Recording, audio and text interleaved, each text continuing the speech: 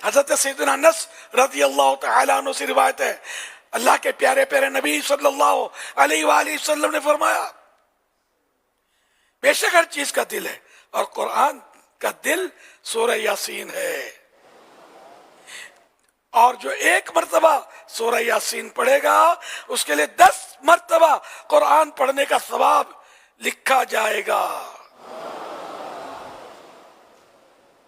فرمان آخری نبی صلی اللہ علیہ وآلہ وسلم، جو شخص دن کی ابتدا دن کے شروع میں یاسین شریف کی تلاوت، سورہ یاسین کی تلاوت کرے گا، اس کی تمام حاجات یعنی ضرورتیں پوری کر دی جائیں گی۔ صحابی ابن صحابی حضرت سیدنا عبداللہ ابن عباس رضی اللہ عنہما فرماتے ہیں، جو شخص بوقت صبح کے وقت سورہ یاسین کی تلاوت کرے، اس دن کی آسانی اسے شام تک عطا کی گئی، اور جس شخص نے رات کی شروعات میں اس کی تلاوت کی اسے صبح تک اس رات کی آسانی دی گئی۔ حضرت سیدنا صفوان بن عمرو رضی اللہ عنہ فرماتے ہیں، مشائخ کرام رضی اللہ عنہ اجمعین فرماتے ہیں کہ جب آپ قریب المرگ یعنی ایسا شخص جس کی روح قبض ہو رہی ہو کے پاس سورہ یاسین کی تلاوت کریں گے تو اس سے موت کی سختی کو ہلکا کیا جائے گا۔ یہ میں نے چند روایتیں یہ مدنی پنچورہ سے پڑھ کے سنائی، حالانکہ اس میں کافی یعنی کہ بیان کی گئی ہیں۔ شیخ الحدیث مولانا عبد المصطفیٰ اعظمی رحمۃ اللہ علیہ کی طرف سے بھی کچھ مدنی پھول ملے ہیں۔ ایک تو یہ کہ 15 تو روایتیں موجود ہیں، اس کے نیچے بھی ہے ان کا وہ بیان ہے وہ مدنی پنچورہ میں۔ نمبر 1، بھوکا آدمی اس کو پڑھے یاسین شریف، بھوکا آدمی یاسین شریف کو پڑھے تو آسودہ کیا جائے، پیٹ بھرا جائے۔ یہاں ہو سکتا ہے بھوکا سے مراد وہ جس کو روزی روزگار کی تنگی ہو، فقہ پڑھتے ہوں، پورا نہ پڑھتا ہو، تنخواہ میں برکتیں نہ ہوتی ہوں، تو ایسا شخص آسودہ سیر ہو جائے گا، اس کو بھوک پیاس کی تنگی دور ہو جائے گی۔ یہ ایک عالم کا قول ہے، تو میں نے اس کی جرت کی سمجھانے کی، حدیث ہوتی تو میں اٹکل سے شرح نہیں کرتا، اور اجازت بھی نہیں ہے شرعاً، اور یہاں یہ الفاظ جو ہیں تو سمجھ میں ہی آتا ہے۔ نمبر 2، پیاسا پڑھے تو سیراب کیا جائے، ننگا پڑھے تو 3 نمبر ننگا پڑھے تو لباس ملے، وہ جس کو لباس کی تنگی ہے تو اس کو یہ کہ لباس کی تنگی دور ہو، انشاءاللہ اس کے معنی یہ ہوں گے۔ نمبر 4، کنوارا پڑھے تو جلد شادی ہو جائے۔ نمبر 5، عورت بے شوہر والی پڑھے تو جلدی نکاح ہو جائے، اس کا بھی شادی ہو جائے۔ نمبر 6، بیمار پڑھے تو شفا پائے۔ نمبر 7، قیدی پڑھے تو رہا ہو جائے۔ نمبر 8، مسافر پڑھے تو سفر میں اللہ پاک کی طرف سے مدد پائے۔ غمگین پڑھے تو اس کا رنج و غم دور ہو جائے۔ نمبر 10، جس کی کوئی چیز گم ہو گئی وہ پڑھے تو جو گم ہوا ہے مل جائے۔ سورہ یاسین شریف کی ایک آیت سلام قولا من رب الرحیم کو 1469 بار پڑھو، انشاءاللہ انشاءاللہ تعالی جس مقصد سے پڑھو گے مراد پوری ہوگی۔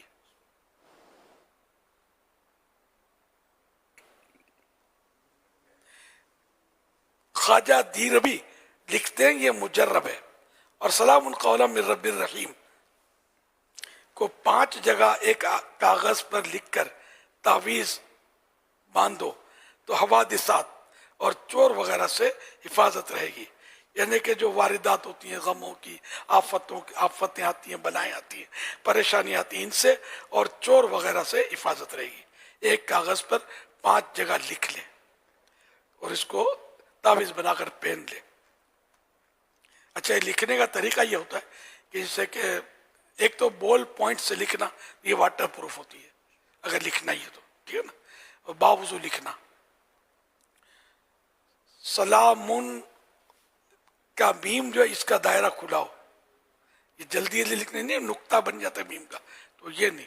تعویذ لکھنے کا یہی طریقہ ہے، میم کا دائرہ لیکن جو سرکل ہے وہ کھلا ہو. سلامن قولم، میم کو میں نے ساتھ پڑھ دیا. قولن، قاف میں بھی نقطہ ہے، دائرہ ہے، واو میں بھی دائرہ ہے، یہ بھی کھلا ہو.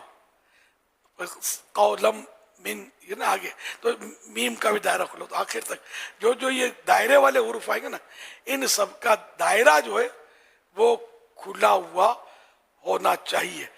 وقت کم ہے ورنہ میں آپ کو لکھ کر دکھا دیتا کہ اس طرح لکھیں گے تو یہ طریقہ ہی ہے، ورنہ بھی جلدی جلدی وہ شارٹ ہینڈ استعمال کریں گے تو ہو سکتا ہے کہ پھر اس کے فوائد نہ ہوں. موقع ملا بیچ میں تو انشاءاللہ میں لکھ کر آپ کو دکھا دوں.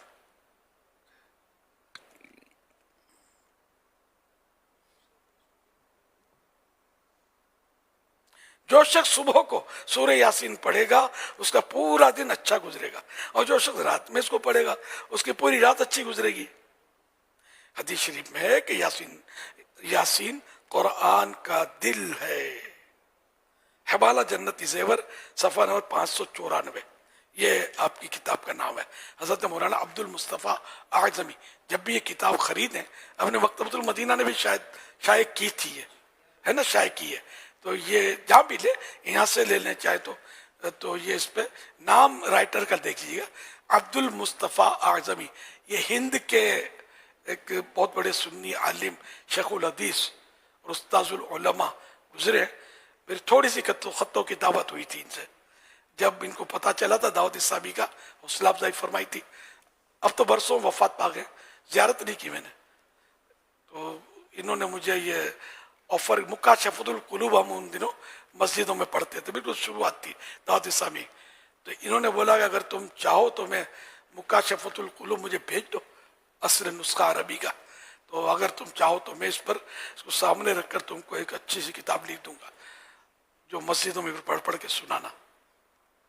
اب اس کا میں نے کیا جواب دیا یہ مجھے اب یاد نہیں ہے، نہ وہ خط میں نے سنبھال کے رکھا ہے. مجھے اس وقت اتنا وہ نہیں تھا، وہ شروعات تھی، بالکل سمجھ نہیں تھی. بڑے بڑے علماء کے خط مجھ سے مس ہو گئے. علامہ کاظمی شاہ صاحب غزالی دورہ، ان سے میں بڑا پیار کرتا ہوں، بہت بڑے عالم تھے، بہت پیارے بزرگ تھے. تو ان کے بھی ہماری خط و کتابت چند بار ہوئی تھی. خط ان کا کوئی بھی سنبھل کے نہیں رکھا. مفتی خلیل خان خلیل العلماء حیدرآباد والے بہت مشہور عالم ہیں، بہت یہ بھی بڑے عالم تھے رحمۃ اللہ علیہ. ان سے بھی ہوئی تھی خط و کتابت. کوئی خط باقی نہیں رہا میرے پاس، افسوس. حالانکہ یہ بہت قیمتی سرمایہ ہوتا ہے. بعد میں تو ان کی جو کتاب لکھی گئی خلیل العلماء کی سیرت الغالب، مجھ سے مانگا بھی تھا، وہاں سے پیغام آیا تھا، خط آیا تھا، ہم کو آپ کے پاس ہو تو دو. فوٹو کاپی بھی نہیں، کچھ بھی نہیں. اب پرانی باتیں.